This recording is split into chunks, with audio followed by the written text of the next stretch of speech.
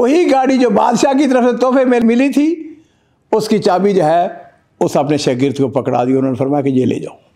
میرا استخارہ مجھ کو کہتا ہے کہ میں نے پھر وہ علم کے کاموں کو چھوڑ کر وہ جو دینی میں کام کر رہا ہوں تو میرا ذہن جو ہے اس طرف بٹ جائے گا. السلام علیکم ورحمۃ اللہ وبرکاتہ. بسم اللہ والصلاۃ والسلام علی رسول اللہ. معزز ناظرین کرام، عصر حاضر میں علماء کرام کا کردار، ان کی ذمہ داریاں، دیکھیے بات یہ ہے کہ ہر دور میں نے دیکھا علماء ربانی، ان کی شخصیت، ان کا کردار وہ عام لوگوں سے کہیں زیادہ مختلف ہوتا ہے. کوئی زمانہ قدیم کی بات نہیں ہے بلکہ عصر حاضر کی بات ہے. سعودی عرب کے ایک بہت بڑی عظیم شخصیت شیخ محمد بن صالح العثیمین، یہ سعودی عرب کے بہت بڑے فقیہ تھے. میرے لیے شرف ہے کہ میری ان سے ملاقات بھی ہوئی رہی، ہم ان کے دروس میں بھی شرکت کی.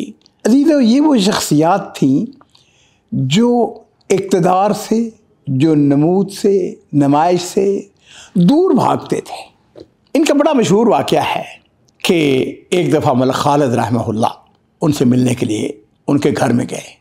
انیزہ کے رہنے والے تھے، اور انیزہ جو ہے یہ بہت ہی زرخیز سرزمین ہے. اس نے بڑے بڑے علماء، بڑی بڑی شخصیات کو پیدا کیا. اب دیکھیے، بادشاہ اور کنگ خالد کے بارے میں جان لیجئے، آل سعود ماشاءاللہ مالی اعتبار سے یہ دنیا کے امیر ترین حکمران ہیں.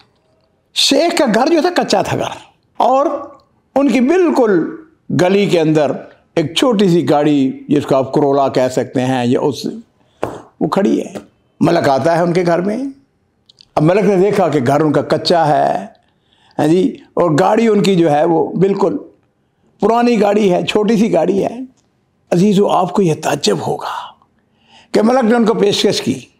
انہوں نے کہا کہ آپ جو چاہیں، یا ہم آپ کا گھر بہترین بنا دیتے ہیں.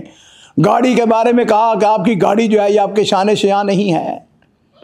ملک جب وہاں سے رخصت ہوئے تو انہوں نے آرڈر جاری کیا کہ ان کے لیے اعلیٰ قسم کی گاڑی. اب مجھے یہ نہیں پتا کہ وہ کون سی گاڑی. بہرحال چند دن گزرے، بادشاہ کی طرف سے تحفہ آ جاتا ہے. شیخ محمد بن صالح العثیمین رحمہ اللہ ان کے گھر کے باہر گاڑی کو کھڑا کر دیا جاتا ہے. عزیزو، آپ کو یہ جان کے تعجب ہوگا کہ کہتے ہیں کئی دن وہ وہاں پہ گاڑی کھڑی رہی.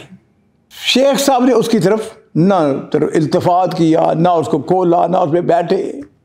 اور پھر ایک دن ایسا ہوتا ہے کہ شیخ کے پاس ایک شاگرد آتا ہے اور ان سے آ کے عرض کرتا ہے کہ شیخ، مجھے گاڑی کی ضرورت ہے اور مجھے کچھ قرضہ دیں یا مجھے کچھ پیسے دیں یا میرے ساتھ تعاون کریں. تو شیخ نے پتہ کیا کیا؟ وہی گاڑی جو بادشاہ کی طرف سے تحفے میں ملی تھی، اس کی چابی جو ہے اس اپنے شاگرد کو پکڑا دی. انہوں نے فرمایا کہ یہ لے جاؤ، مجھے اس کی ضرورت نہیں ہے. علماء ربانیین یہ کو عام لوگ نہیں ہوتے، بڑے مختلف ہوتے ہیں.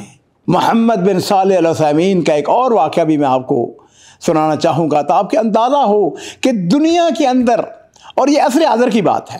میں نے عرض کیا نا کہ میری ان کے ساتھ ملاقات ہوئی ہے، بلکہ کئی دفعہ ہوئی ہے. ہم نے ان کے پیچھے جمعہ بھی پڑھا ہے، ان کی کتابوں کے ترجمے بھی کیے ہیں. ان کے ایک رشتہ دار تھے جن کا نام تھا عبداللہ جلالی. ان سے بھی میری ملاقات ہے. ہم نے ان کی کتاب بھی شائع کی تھی. بڑے فاضل آدمی تھے، امیر آدمی تھے، اور ان کا کام کیا تھا؟ پراپرٹی کا کام تھا. یہ شیخ عثیمین کے رشتہ دار تھے. اب ہوا یوں کہ ایک دن شیخ عبداللہ جلالی ان کے پاس چلے گئے. جا کے ان سے کہتے ہیں، شیخ میرے پاس ایک زمین کا ٹکڑا آیا ہے، بڑا سستا ہے، اور چند مہینوں کے بعد اس کی قیمت بہت زیادہ اوپر چلی جانی ہے. میرا آپ کو مشورہ ہے کہ آپ وہ زمین کا جو ٹکڑا ہے اس کو خرید لیں اور اس سے فائدہ حاصل کریں. چند مہینوں کی بات ہے. عزیزو، آپ کو یہ جان کر تعجب ہوگا کہ شیخ نے اس کا جواب دے کے دیا. کہنے لگے ایسا ہے کہ میں استخارہ کروں گا اور پھر اس کے بعد آپ کو جواب دوں گا کہ میں اس کو خریدتا ہوں یا نہیں خریدتا. شیخ جلالی ان کو کہنے لگے کہ شیخ صاحب، اس میں استخارے کی کیا بات ہے؟ بھئی یہ زمین ہے، بڑی سستی داموں بک رہی ہے، اور چند مہینوں کے اندر یا 6 مہینے یا اس میں بہت زیادہ ڈبل ٹرپل ہو جائے گی، آپ اس کو خرید لیں. اس میں استخارے کی کیا بات ہے؟ کہنے لگے میں نے تمہیں کہا نہیں میں استخارہ کروں گا، پھر آپ کو بتاؤں گا. لو جی ناظرین کرام، چند دن گزرے، ہاں جی شیخ آپ نے استخارہ کر لیا ہے؟ شیخ نے کہا ہاں میں نے استخارہ کیا ہے اور میرے استخارے کا جواب یہ آیا ہے کہ میں یہ زمین نہ خریدوں۔ اس نے کہا شیخ کیوں؟ کہنے لگے بات یہ ہے کہ اس وقت نہ میرے پاس کوئی بہت بڑی جائیداد ہے، نہ میں زمینوں کا مالک ہوں، اور میں بڑی مرتاح زندگی، بڑی آرام دہ زندگی گزار رہا ہوں۔ یہ زمین اگر میں نے خرید لی نا تو پھر پتہ کیا ہونا ہے، میرا استخارہ مجھ کو کہتا ہے کہ میں نے پھر وہ علم کے کاموں کو چھوڑ کر وہ جو دینی میں کام کر رہا ہوں تو میرا ذہن جو ہے اس طرف بٹ جائے گا، لہذا میں اپنے دین کو جو ہے وہ اسلام اور قرآن کی خدمت اور اسلام کی نشر و اشاعت کے لیے اپنے آپ کو وقف کرتا ہوں، اور میں یہی کام کرتا رہوں گا، مجھے زمینوں کی کوئی ضرورت نہیں ہے۔ ناظرین کرام، اس بات کو جان لیے، انما یخشی اللہ من عبادہ العلماء، اللہ سے ڈرنے والے جو ہیں وہ علماء ہوتے ہیں۔